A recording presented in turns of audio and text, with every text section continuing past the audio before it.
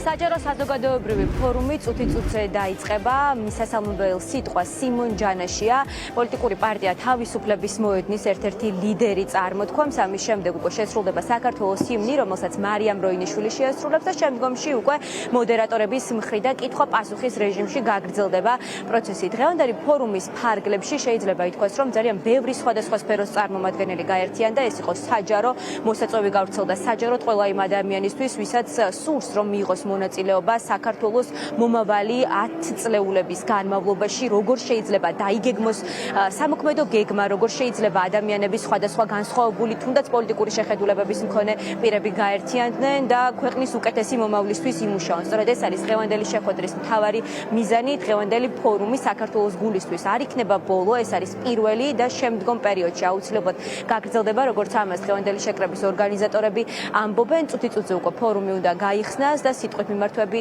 დაიწყოს. იქამდე კი მოლოდინი არსებობს იმის, რომ დღევანდელი შეხვედრა იქნება საკმაოდ ნაყოფიერი.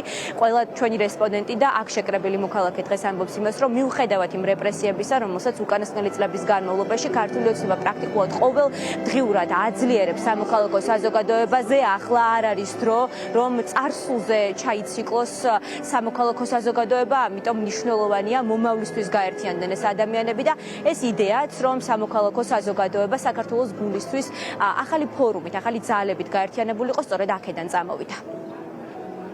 ახლა გვაქვს ის ამოცანა, რომ უნდა დავუბრუნოთ წართმეული ძალაუფლება ხალხს და დავუბრუნოთ სახელმწიფო. ამიტომ დღეს ვიკრიბებით საზოგადოების წარმომადგენლები და ვისაუბრეთ სწორედ იმაზე. ამ ბრძოლამ, რომელშიც ჩვენ ყველანი ვართ, რა უნდა მოგვიტანოს, როგორი საქართველო უნდა მოგვიტანოს.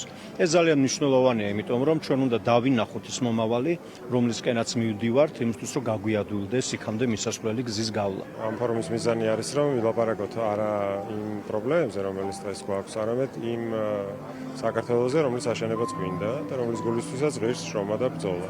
და ამ საქართველოს შესახებ შედარება არის თავისთავად ერთი ნაბიჯი იმისთვის, რომ გავაძლიეროთ ის ბრძოლა, რაც დღეს მიმდინარეობს, იმისთვის, რომ ეს ცვლილებები მოხდეს. ჩვენი პრობლემა, ერთ-ერთი მნიშვნელოვანი პრობლემა, რომელიც ჩვენ საზოგადოებას აქვს, აგერ 29 წელია, არის ის, რომ ვერ გამოვნახეთ საერთო ენა, საერთო მომავალზე შეთანხმება, საერთო იდენტობა, რომელიც ყველასთვის იქნება გაზიარებული და ეფუძნება საზოგადოებრივ კონსენსუსს.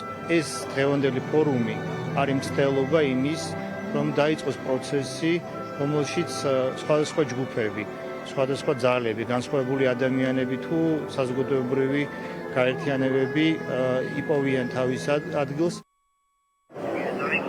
ნინო დოგორჯგილიძე, ასევე ლევან ღამბაშიძე და ნინო კასტრაძე. ეს არასრული ჩამონათვალია იმ სპიკერების, რომლებიც დღეს აი ამ ცენტრალურ მოედანს დაიკავებენ და აქ შეკრებილ საზოგადოებას მიმართავენ დღევანდელი ფორუმის ფარგლებში.